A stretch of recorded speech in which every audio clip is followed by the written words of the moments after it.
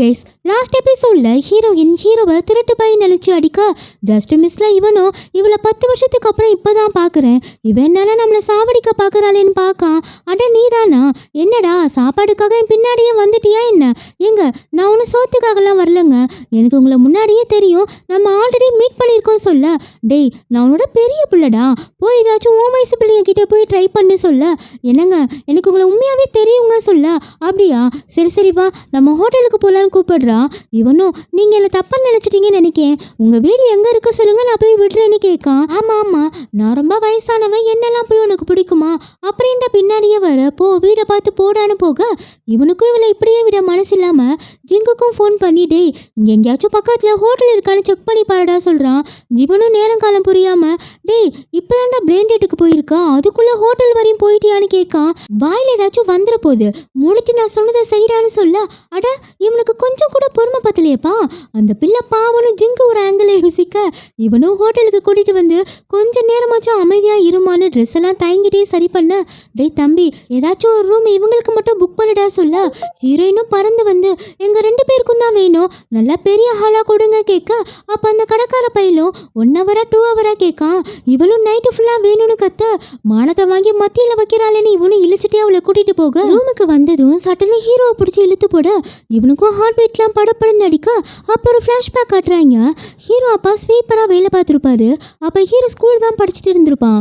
Hero அப்பா ஸ்வீப்பருங்கிறதாலேயே பசங்களாம் அவனை புள்ளி பண்ணியிருப்பாங்க. இதனாலேயே ஹீரோவும் அவங்க அப்பா மேலே கோவமாக இருந்திருப்பான். அப்போ ஒரு நாள் இதை வச்சு ஹீரோவை எல்லாம் போட்டு அடிச்சிருப்பாங்க. அவனும் அதெல்லாம் வாங்கிட்டு வரும்போது தான் பார்க்குறான் அவங்க அப்பாவோட ஆட் ஓடிட்டுருக்கு.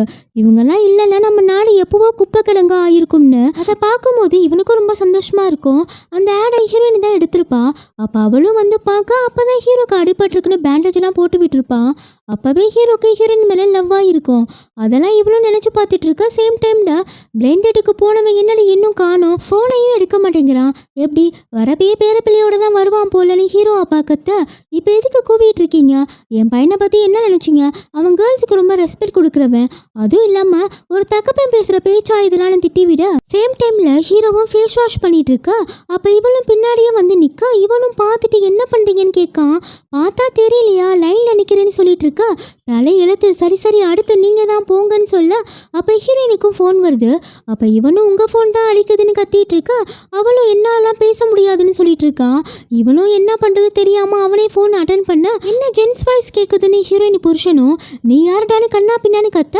அப்போ ஃப்ரெண்டுக்காரையும் பிடுங்கி அந்த ஆளை பேசுறதெல்லாம் மனசுல வச்சுக்காதீங்க, என் ஃப்ரெண்டு எங்கன்னு கேட்க உங்க ஃப்ரெண்டு நல்லா குடிச்சிருக்காங்க அதான் ரூம்ல படுக்க வச்சிருக்கேன்னு சொல்ல. சரி சரி உங்க லொக்கேஷன் மட்டும் அனுப்புங்கன்னு கேட்க. அப்போ அவனு உங்க பேர் என்னன்னு கேட்டு கான்டாக்ட்ல சேவ் ஆயிருக்கான்னு பார்த்துட்டு தான் புள்ள லொக்கேஷனையே அனுப்புது. அட அட என்ன லவ்வியா. அப்போ ஹீரோயின் ஹஸ்பண்டும் என் ஒய்ஃப் கிட்ட ஃபர்ஸ்ட் ஃபோனை கொடுடான்னு கத்த. இவனும் உங்க ஹஸ்பண்ட் பேசுறாங்கன்னு கொடுக்கான். எவன்டா அவன், இவனும் ஃபோனை தூக்கி போட்டு தூங்கிடுறா. அப்போ இவனும் ஏன் இப்படி குடிச்சு உடம்புக்கு எடுத்துக்கிறீங்க, ப்ளீஸ் உங்க உடம்ப நல்லா பார்த்துக்கோங்கன்னு அவளுக்கு தண்ணி போட்டுக்க கோட்லாம் எடுத்து வச்சுட்டு உங்க ஃப்ரெண்டும் உங்க ஹஸ்பண்டும் வந்துட்டு இருக்காங்க, நான் போயிட்டு வரேன்னு இவனும் கிளம்ப. அப்ப ஹீரோ வர சத்தத்தை கேட்டு ஹீரோ அப்பாவும் ஏய் உன் புள்ள வந்துட்டாண்டின்னு அவனை குறுக்குறுன்னு பார்க்க ஹீரோவும் ரூம் ஃபுல்லா ஹீரோயின் போட்டோ தான் வச்சிருப்பான் போல. அப்ப அவனும் பார்த்துட்டு இருக்க. ஹீரோயின் பண்ண வேலையால ஹீரோ ஷர்ட்லாம் கடப்படைஞ்சிருக்கும்.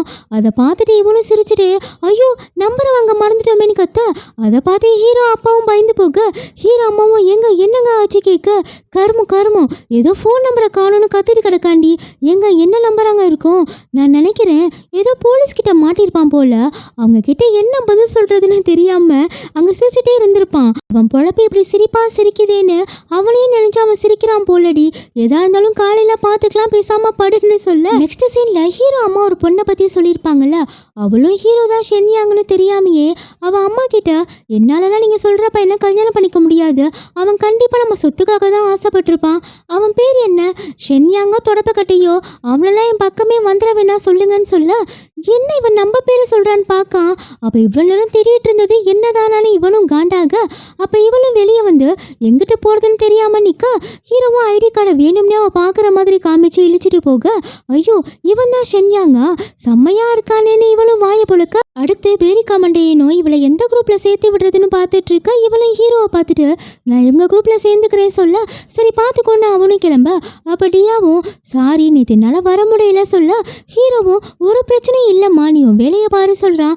அப்ப ஜிங்கு பையிலும் நேத்து ராத்திரி இந்த பிள்ளை கூட தானே கேட்க இவனும் வாய முடிட்டு வேலையை பாருன்னு திட்டி விடுறான்.